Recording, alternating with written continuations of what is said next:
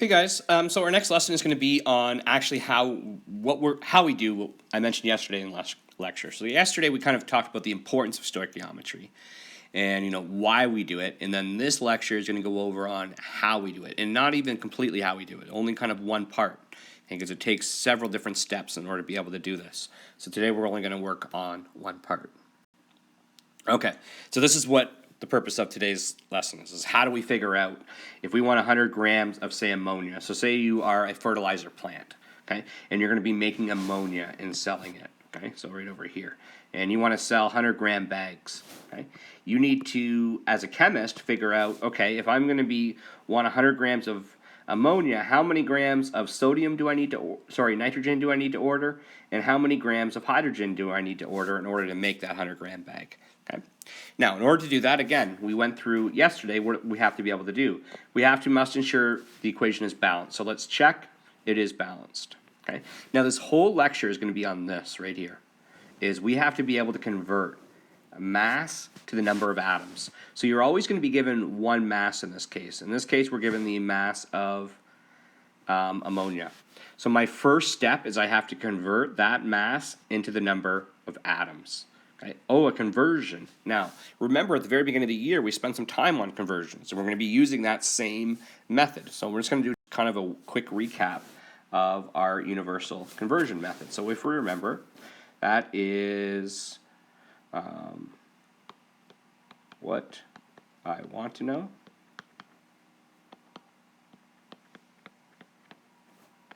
equals what I'm given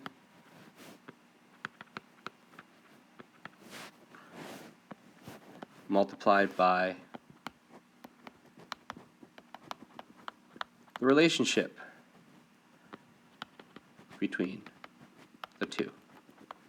Okay, so let's go through an example. So say I wanted to know, here, let me just get a new sheet here. I wanted to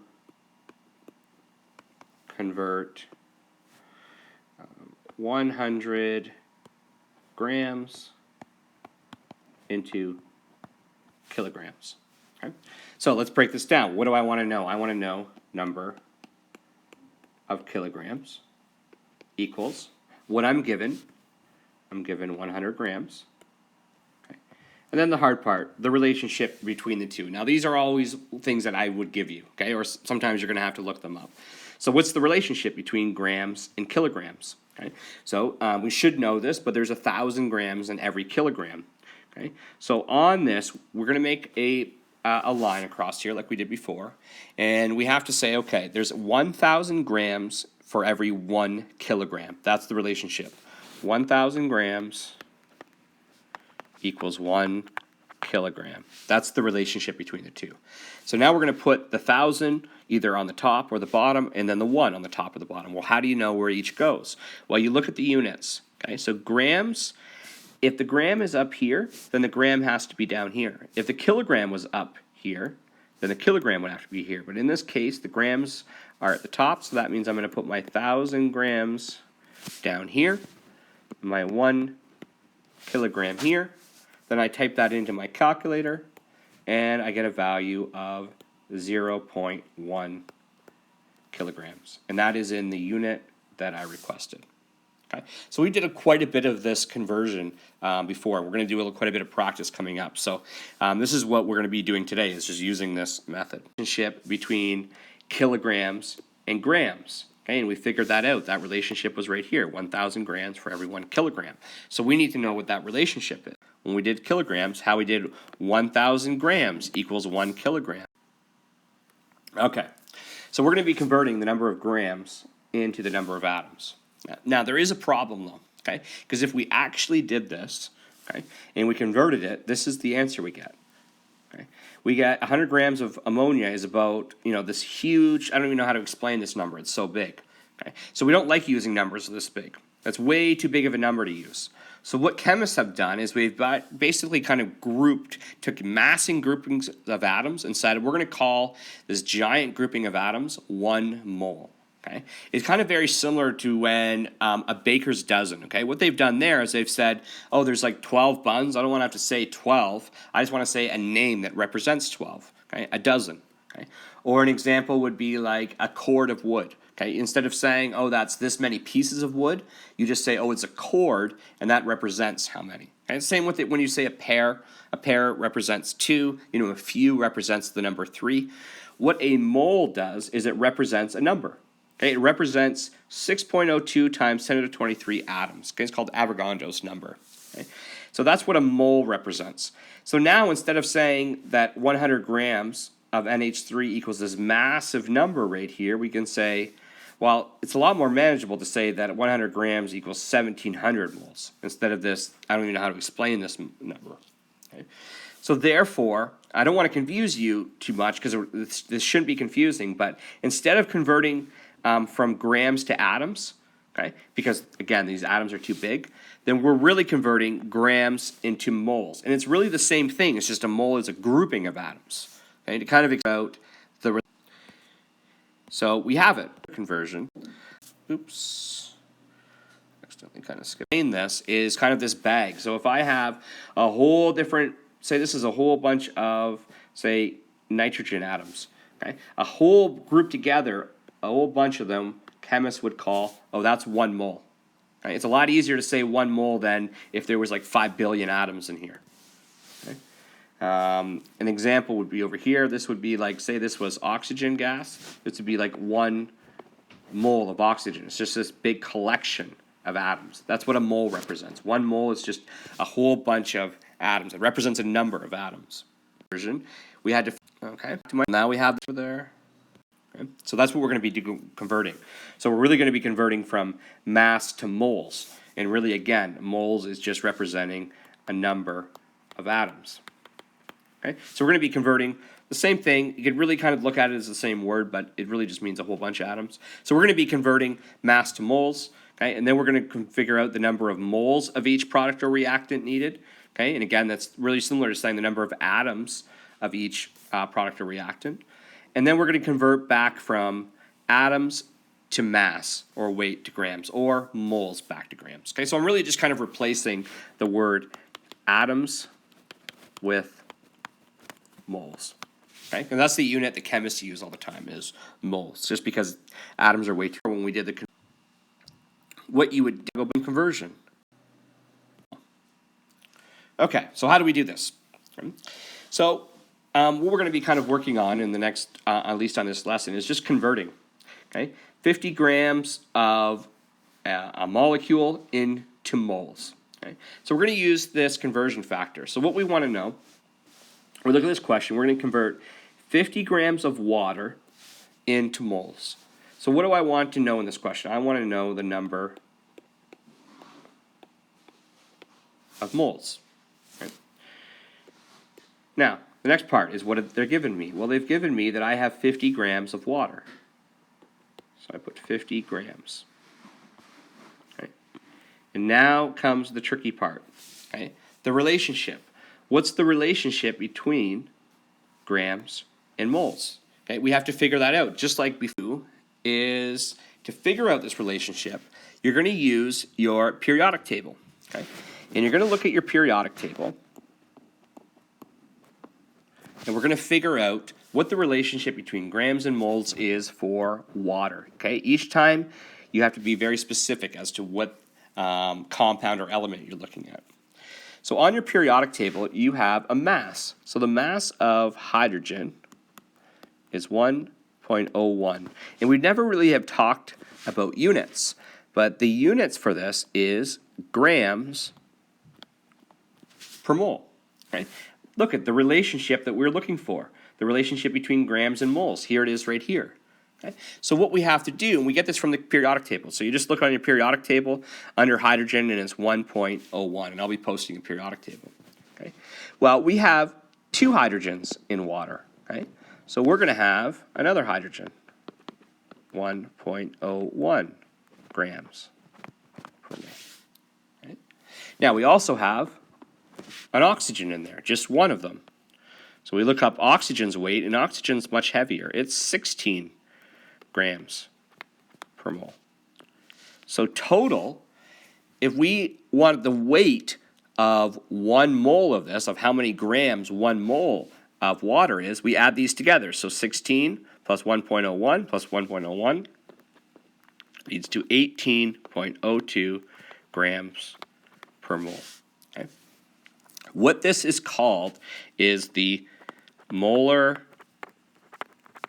mass. Okay? And the name makes sense. It's the mass of 1 mole. That's why they call it the molar mass. Okay? So now that we have this number, we have 18.02 grams for every 1 mole. That's the relationship between the two. Okay? I'm just going to kind of erase this here. So the relationship that we've calculated here by adding these all up is 18.02 grams equals 1 mole. Okay? Very similar. We have 18.02 grams equals 1 mole. So now I have to decide, well, where does this number go on the top of the fraction or the bottom? We'll look at the units. 50 grams there, 18 there, so I'm going to put my 18.02 grams. You know I'm a stickler on units. Down there, and the 1 mole up here. And we calculate that. And sorry, I don't have a calculator in front of me. Just give me a second. And if we do that, 50 divided by 18.02 equals 2.77 moles. Okay, so we're going to be doing a number of these, but I want to just kind of go through this again. So what I want to do in this lesson is to be able to convert from grams to moles. Okay, and that's what these questions are going to be all, convert from grams to moles. Okay, and how I do that is I set up my conversion factors. I want to know the number of moles equals, okay, my number of grams that is given to me in the question. And then this is the hard part right here. This is where you have to go to your periodic table and calculate it. So where I'm getting this 1.01 from is from the periodic table under hydrogen. Okay? And then basically you look at the formula and say there's 2 hydrogens, 1 oxygen. You add them all up, and that's where you get your 18.02. Now, if you ever get stuck or you want to know whether you're doing this correctly, you could always type in the molar mass of water into Google, and it will kick out 18.02. It might round it out to 18, but it should kick out 18.02. Through another example. What if I want to convert 100 grams of sodium chloride into moles? Well, it's the same thing. The number of moles, okay, equals 100 grams, and then I get my conversion factor relationship between the two. And I have to figure out, well, I've got NaCl. Okay? So how do I get my molar mass? And again, molar mass is the mass in grams of 1 mole. Okay? How do I get that? Well, I look at my periodic table, and under sodium, and I have got 1 sodium, and sodium is 22.99 grams per mole. Then I look at chlorine, and chlorine is pretty heavy, 35.45.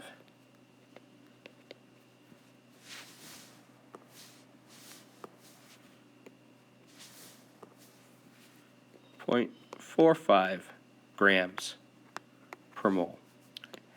I add that up because that's all I need. I only have 1 sodium and 1 chlorine. I add those two together. So 22.99 plus 35.45 equals 58.44 grams per mole. Okay, so now I have my conversion, 58.44 grams equals 1 mole.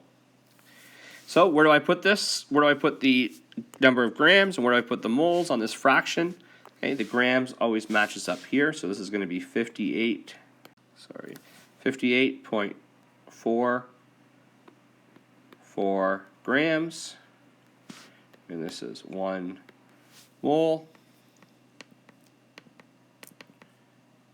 So 100 divided by 58.44 equals 1.7 moles. Okay, and I've converted it. And that's really what we're going to be focusing on today, is just being converted. Okay, we'll do one more.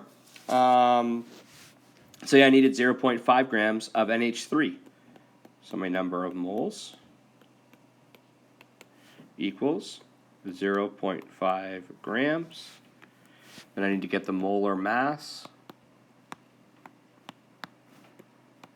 of NH3, which again you should be calculating. If you want to verify, you can type in molar mass of NH3 into Google and it will tell you it. But again, you do need to know how to calculate it. So if I want to calculate this, I look at nitrogen, and nitrogen is 14.01 grams per mole. Then I've got 3 hydrogens, so I've got 1, 2, 3, and they're each 1.01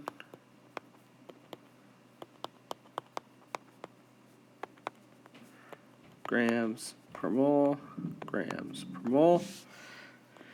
So total, if I'm going to add this up, I'm going to get 17.04 grams per mole.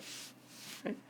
Now I can just put this back into my conversion factor, 17.04 grams. I apologize, this is so sloppy. It's just hard to write on an iPad, as some of you may have experienced. Okay. Type this into a calculator, so 0.5 divided by 17.04,